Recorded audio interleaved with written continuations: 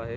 मला असं वाटतं की मनोजजींनी या सगळ्या गोष्टींचा देखील समजूतदारपणानं विचार केला पाहिजे. ऑलरेडी ते समजूतदार आहेतच, परंतु 20 तारखेला जे अधिवेशन होतं 20 आणि 21ला त्याच्यामध्ये मराठा समाजाला टिकणारं आरक्षण देण्याच्या संदर्भातलं जे सुतोवाच मुख्यमंत्री महोदयांनी केलेलं होतं त्या संदर्भातला राज्य मागासवर्गीय आयोगाचा अहवाल हा मुख्यमंत्र्यांकडे सुपूर्द झालेला आहे. आणि मला असं वाटतं की मराठा समाजाला कुठच्याही बाकीच्या समाजाचं आरक्षण न घेता किंवा त्याला धक्का न लावता मराठा समाजाला आरक्षण देणारं हे सकारात्मक पाऊल आहे आणि त्याचा अहवाल विधानसभेमध्ये ठेवून त्याच्यावर चर्चा केली जाईल.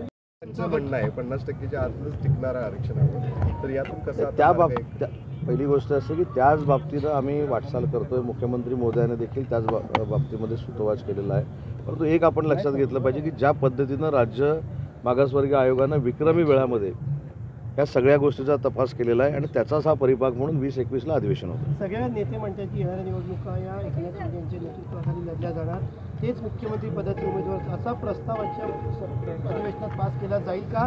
आणि तसं इतर तो मगाशी देखील सांगितलं की जे काही ठराव होतील त्यांची पूर्ण माहिती ही आमच्यापैकी काही सहकारी की आम्ही सगळे तुमच्यापर्यंत येऊन सांगत राहू. त्या ठरावाचं नक्की कारण काय आहे, तो ठराव कशासाठी घातलेला आहे हे देखील आम्ही सांगू. परंतु शिबिर सुरू व्हायच्या अगोदर ठराव कुठचे असणार आहेत हे सांगणं योग्य नाही. ओके. वैभव नाईक सोडचिठ्ठी देण्याच्या डायरेक्ट बुमला सर, शिवसेनेचं महाअधिवेशन राष्ट्रीय अधिवेशन कोल्हापूरमध्ये भरवण्यात आलेलं आहे. काय नेमकं उद्दिष्ट असणार आहे, कारण आगामी काळामध्ये लोकसभा निवडणुका देखील आहेत. शिवसेनेचं अधिवेशन कोल्हापूरमध्ये होतोय हा एक राजकीय विलक्षण योगायोग आहे.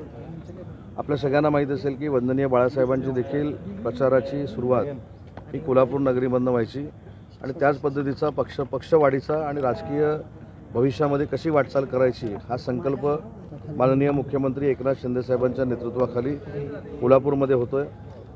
याच्यामध्ये अनेक राजकीय विषयावर चर्चा होईल, अनेक निवडणुकीच्या संदर्भातल्या चर्चा होतील आणि सगळ्यात महत्त्वाची जी कार्यशाळा आहे उद्या ती म्हणजे निवडणुकीचं व्यवस्थापन कार्यकर्त्यांनी आणि पदाधिकाऱ्यांनी कसं करावं यावर देखील चर्चा होईल. आणि 12:30 वाजता उद्या शिबिराला माननीय मुख्यमंत्री महोदय संबोधित करतील. लोकसभेच्या अनुषंगाने किती महत्त्वाचं अधिवेशन असेल हे काय वाटतं? दुपारी आज राजकीय ठराव होणार आहेत, काय महत्त्वाचे राजकीय ठराव होतील, काय परिणाम होतील? मी काल देखील पत्रकार परिषदेमध्ये सांगितलं की जे राजकीय ठराव होतील त्याचं पूर्ण ब्रीफिंग आपल्याला केलं जाईल.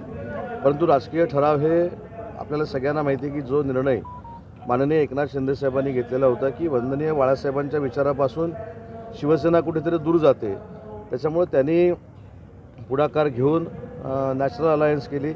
भविष्यातलं राजकीय धोरण आमचं काय असणार आहे, राजकीय कशा पद्धतीने आम्ही वाटचाल करणार आहोत, आमच्या शिवदूतापासून जिल्हा प्रमुखांपर्यंतची कार्यप्रणाली काय राहणार आहे याच्यावर सगळ्यावर चर्चा आजच्या शिबिरातनं होईल. तर काही दिवसांपूर्वीच काही आपल्या शिवसेनेकडून असं सांगण्यात आलं की उबाटाचे काही आमदार आपल्या संपर्कात आहेत, ते आमदार नेमके कोण आहेत? आता वैभव नाईकांनी रवींद्र चव्हाणांची भेट का घेतली हे माझ्यापेक्षा चांगलं तेच सांगू शकतो. नक्की त्यांच्या मनामध्ये काय चाललं आहे हे ओळखणारं सध्या डिटेक्ट मशीन अजून काही तयार झालेलं नाही.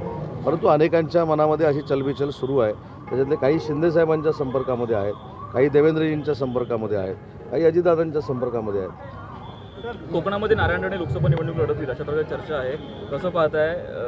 कारण राज्यसभेवर त्यांची वर्णी लागली. काल देखील सांगितलेलं आहे की रत्नागिरी सिंधुदुर्गवर शिवसेनेचा दावा आहे. शिवसेनेनं त्या ठिकाणी निवडणूक लढलेली होती, त्याच्यामुळे रत्नागिरी सिंधुदुर्गवर शिवसेनेचा दावा आहे.